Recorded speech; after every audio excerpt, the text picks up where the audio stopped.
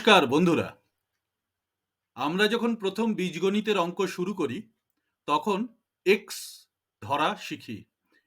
ধরে নিলাম অমুক ইজিক্যাল টু এক্স এবং তমুক ইজিক্যাল টু ওয়াই। তারপরে আমরা অঙ্কটা শুরু করতাম। এমএস এক্সেলের 365-এ এই ধরা যাক বস্তুটিকে লেট ফাংশন দিয়ে ডিফাইন করে। অনেকগুলো কলম থেকে তৈরি করা একটি ছোট্ট জায়গায় এসে ফর্মুলাটি শেষ হয়। আমরা এক্সেল শিটে ফিরে যাই এবং ডিটেলে আলোচনা করি। আমরা এর আগেও দেখিয়েছিলাম এই ইনডাইরেক্ট ফর্মুলার ক্যালকুলেশন করেছিলাম, এই একই কম্বাইন্ড এক্সেল শিটেও এই ফরম্যাটটি ইউজ করেছিলাম। আজকে লেট ফাংশনেও এই একই ফরম্যাটটি ইউজ করব। ধরা যাক এখানে আমার যে কোনো একটি জিনিস, যে কোনো একটি দাম ধরা হয়েছিল। এখানে 4টি আইটেম আছে। ধরা যাক যে কোনো একটি জিনিসের দাম, এখানে ধরা যাক জিএসটি লাগানো রয়েছে, তারপরে ধরা যাক টিডিএস লাগানো রয়েছে।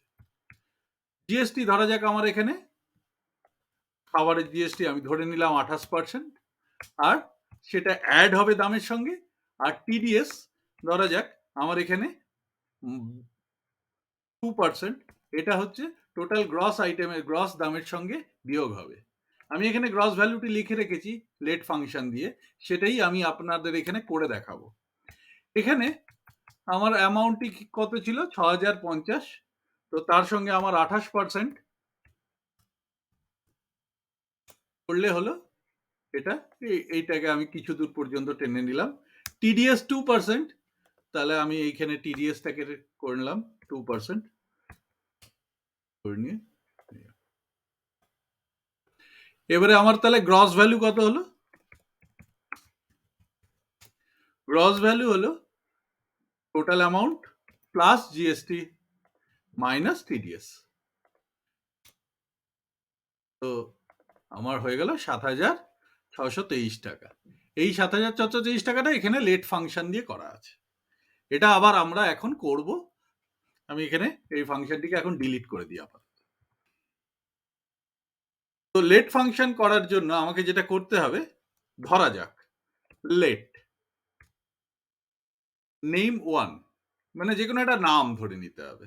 ধরে নিলাম আমার এটা হচ্ছে জিএসটি, কমা নেম ভ্যালু, তার ভ্যালুটা কত?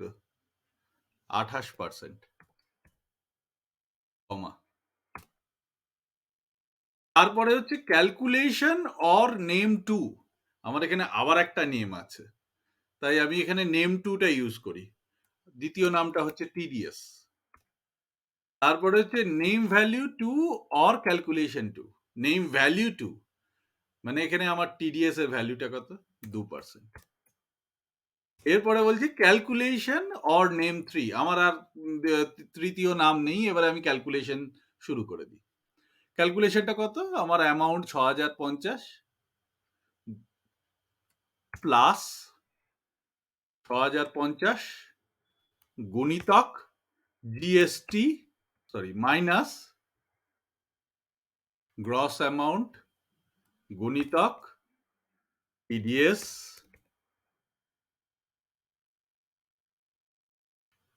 এটা হচ্ছে আমার ক্যালকুলেশন হয়ে গেল।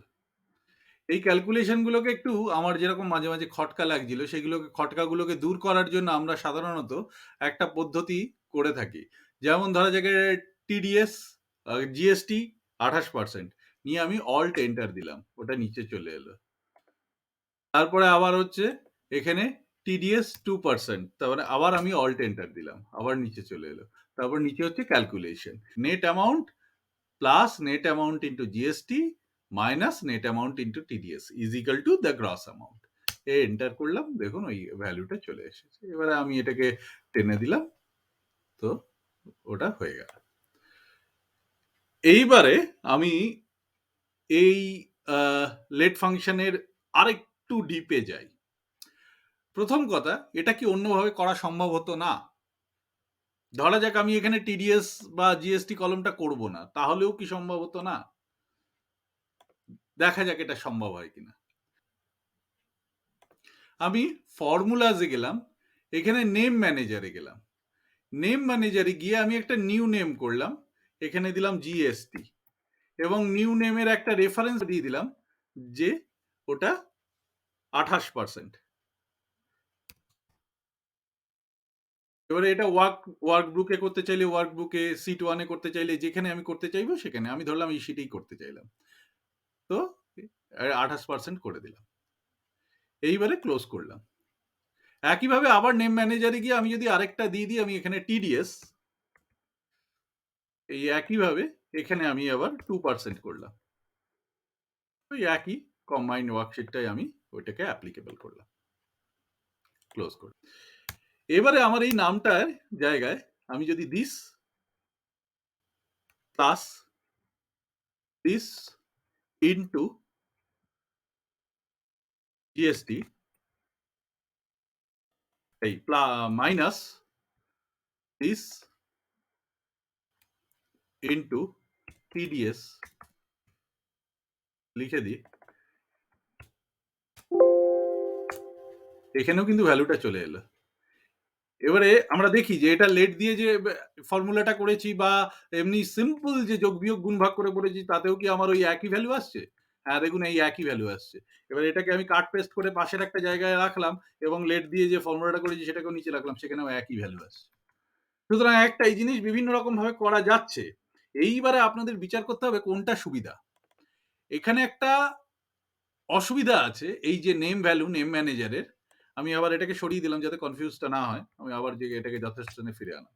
নেম ম্যানেজারের একটা অসুবিধা আছে। অসুবিধাটা হচ্ছে এই যে টিডিএস বা জিএসটি লেখাটা, এটা কিন্তু টোটাল ওয়ার্কশিটটার জন্য হয়েছে, বা টোটাল ওয়ার্কবুকটার জন্য, টোটাল ফাইলটার জন্য হবে, অথবা টোটাল ওয়ার্কশিটটার জন্য হবে।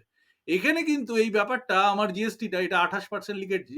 আমার যদি অন্য কোনো আইটেম হয় সেখানে যদি আমার জিএসটি 18% হয়, আমি এখানে কিন্তু চেঞ্জ করতে পারি 18%। আমার ভ্যালু চেঞ্জ হয়ে যাবে। ওখানে কিন্তু আমি চেঞ্জ করতে পারবো না। বা আমার যদি কোনো একটা সেল থাকে যেখান থেকে আমি রেফার করতে পারবো, সেক্ষেত্রে সেটাকে এখান থেকে পারবো না। তো এগুলো হচ্ছে ডিফারেন্স। লেট ফর্মুলার আরো কিছু ব্যবহার জেনে নেব। কম্বাইন্ড ওয়ার্কশিটের যখন আমরা ভিডিওটি দেখিয়েছিলাম, সেখানে আমরা এরকম একটি পিভট টেবিল বানানো শিখেছিলাম। সেইখানে সেই পিভট টেবিলটি থেকে আমি জানুয়ারি থেকে ডিসেম্বর পর্যন্ত আমার যে কোয়ান্টিটি এবং রেট এবং অ্যামাউন্টটা আছে, সেটাকে আমি এখানে কপি এবং স্পেশাল ভ্যালু করে রেখে দিয়েছি এবং তারপরে ওপরে কোয়ান্টিটি, রেট, অ্যামাউন্ট লিখে দিয়েছি। এবং এখানে আমি যেটা আগের মাসের বিক্রির ভ্যালু ছিল, সেটাকে আমি পরের মাসের টার্গেট ভ্যালু হিসেবে ধরে নিয়েছি। যেমন জানুয়ারিতে আমার বিক্রি হয়েছিল ৯৯,০০০ টাকা, আমি ধরে নিয়েছি ফেব্রুয়ারিতে মিনিমাম আমাকে ৯৯,০০০ টাকা বিক্রি করতেই হবে, সেটা হচ্ছে টার্গেট। এইভাবে ফেব্রুয়ারিটা মার্চে, এবং মার্চের ভ্যালুটাকে আমি এপ্রিলের টার্গেট ভ্যালু হিসেবে ধরে একদম ডিসেম্বর পর্যন্ত ব্যাপার টার্গেট ভ্যালুটাকে করেছি। এখন আমরা এই যে দুটো হাইলাইটেড যে রোজ আছে, এখানে আমরা একটা লেট ফর্মুলার ব্যবহার করেছি। এইখানে আমরা দেখিয়েছি যে ভ্যারিয়েন্স মানে হচ্ছে আমার টার্গেট যত টাকার ছিল সেই তুলনায় আমার বিক্রিটা যদি 5% এর থেকে বেশি বা কম হয় তবেই দেখাও। কারণ 5% এর থেকে কম পার্সেন্টেজ হলে, মানে 2% বা 1% হলে, সেটা প্লাসেই হোক বা মাইনাসেই হোক, সেটাকে আমল দেওয়ার আমার সময় নেই। 5% হলে হ্যাঁ, সেখানে আমাকে তাহলে ভাবতে হবে কেন এতটা ভ্যারিয়েন্স হয়েছে, সেহেতু আমি তাই 5% টাই দেখতে চাই। তো এক্ষেত্রে আমরা একটা লেট ফর্মুলা ব্যবহার করেছি। সেটা কি ফর্মুলাটা ইউজ করেছি? এই দেখুন, আমরা এখানে লেট ডিফ মানে হচ্ছে ডিফারেন্স। ডিফারেন্সটা কি? ডিফারেন্সটা হচ্ছে অ্যাকচুয়াল কত টাকার বিক্রি হয়েছে minus target divided by target value করে নিয়ে আমি এখানে এটাকে পার্সেন্টেজে করে নিয়েছি। এবং তারপরে ইফ যদি অ্যাবসলিউট ভ্যালু, এবিএস মানে হচ্ছে অ্যাবসলিউট ভ্যালু, মানে সেটা পজিটিভ বা নেগেটিভ যাই হোক না কেন, পজিটিভই দেখাবে। মানে অ্যাবসলিউট ভ্যালু ডিফ, মানে এখানে একটা জিনিস লক্ষ্য করুন, আমি যদি ডিফ কথাটা ইউজ না করতাম, শুধুমাত্র ইফ ফাংশনটা ব্যবহার করতাম, তাহলে আমাকে E4, F4 আর F4, এই যে ফর্মুলাটা আমি যেটা হাইলাইট করলাম, এই ফর্মুলাটাকে আমাকে দু জায়গায় লিখতে হতো, দুটো ডিফের জায়গায়। তো সেই ক্ষেত্রে আমরা এইবারে যদি ভবিষ্যতে আমাকে এই ফর্মুলাটাকে চেঞ্জও করতে হয়, সেক্ষেত্রে আমি একবার চেঞ্জ করলেই আমার পুরো ফর্মুলাটা চেঞ্জ হয়ে যাবে। এটাই আমার লেট ফাংশনের সুবিধা। এই একই জিনিস আমরা করে তারপর সেটাকে আমি কপি এবং পেস্ট করে নিয়েছি। এখানে একটা জিনিস লক্ষ্য করার, যে জিরো ভ্যালুটা এখানে দেখাচ্ছে না। সেটা কেন দেখাচ্ছে না? তার জন্য আমরা ফাইলে যাব, ফাইলে গিয়ে অপশনসে যাব, অপশনসের অ্যাডভান্স অপশনে আসবো। অ্যাডভান্স অপশনে একটা থাকে যে show a zero in cells that have zero value, যার জিরো ভ্যালু আছে তাকে আমরা জিরো দেখাও। যদি এটাতে আমি ক্লিক করে দিই তাহলে দেখুন আমার জিরো ভ্যালুগুলো চলে আসছে। বাই ডিফল্ট এটাতে ক্লিক করা থাকে, আমি এখানে ক্লিকটাকে সরিয়ে দিয়েছিলাম। তারপরে আবার এখানে আবার সরিয়ে দিই, অপশনসে গেলাম, অপশনসে গিয়ে অ্যাডভান্সড অপশনসে গেলাম, show a zero in the cells that have zero value, এই টিকটাকে আমি সরিয়ে দিলাম। এবারে আবার চলে গেল। এর পাশে ভ্যারিয়েন্সে আমি কি করেছি, ভ্যারিয়েন্সে আমি লিখেছি ইফ যদি এই সেলটা is not equal to zero হয়, যদি নট ইকুয়াল টু জিরো হয় তাহলে ওই লেট ফাংশনটা যেরকম ছিল ঠিক সেরকম করে আমি আবার ডিফ ফাংশনটাকে ইউজ করেছি। এইবারে লক্ষ্য করুন এখানে আমি আবার ওই ডিফ ফাংশনটাকে ইউজ করে আমি 5% করে একবার লিখেছি যে 5%-এর বেশি হলে আমাকে ওপর দিকের অ্যারো দেখাও। ওপর দিকের অ্যারোর জন্য আমরা জানি ক্যার ফাংশন, যেটা আমি আগের দুটো ভিডিওতে ক্যার ফাংশন দেখিয়েছিলাম, কিন্তু আমি ভুলবশত আমি ওখানে চেয়ার বলেছিলাম, CHAR, চেয়ার, চেয়ার নয়, ওটা হচ্ছে ক্যার ফাংশন। CHAR ক্যারেক্টার থেকে এসছে, তাই ওটা ক্যার ফাংশন। ইউনিক্যারের ক্ষেত্রেও ইউনিক্যার এবং ক্যারের ক্ষেত্রেও ক্যার। ক্যার 200 যদি দিই এবং সেক্ষেত্রে যদি আমরা এখানে উইংডিংস ফন্ট ব্যবহার করি তাহলে এটা আমার ওপরের দিকে যায়, এবং আমার যদি 201 দিই এবং সেম উইন্ডিংস ইউজ করি তাহলে নিচের দিকে ডাউনওয়ার্ড অ্যারো। তো এখান থেকে দেখে বোঝা যাচ্ছে যে ব্যবসাটা কখন আমার নিচের দিকে গেছে এবং কখন ওপরের দিকে গেছে। এবারে এই যেটার কালার কি করে করেছি, খুব সহজ। কালারটা আমি কন্ডিশনাল ফরম্যাটিং দিয়ে করেছি। কন্ডিশনাল ফরম্যাটিং এর আগে এই কালার করার পদ্ধতিগুলো এর আগে অনেকবার দেখানো হয়েছে, তবুও এখানে একবার দেখিয়ে রাখি।